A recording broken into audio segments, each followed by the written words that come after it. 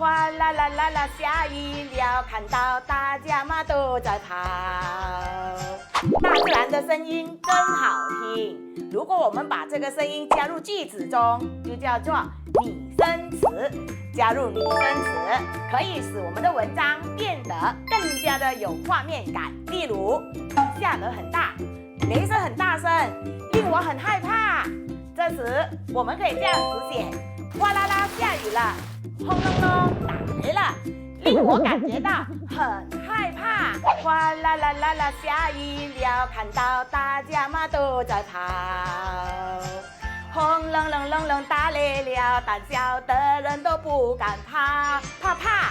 歌都有这样唱啦，是不是啊？再看下一题，新年到，放鞭炮，敲锣鼓，真热闹。哎，鞭炮的声音呢？锣鼓的声音呢？